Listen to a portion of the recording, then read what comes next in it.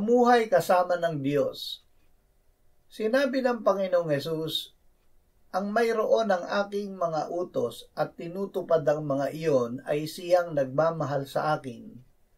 At ang nagmamahal sa akin ay mamahalin ng aking Ama, at siya'y mamahalin ko, at ihahayag ko ang aking sarili sa kanya.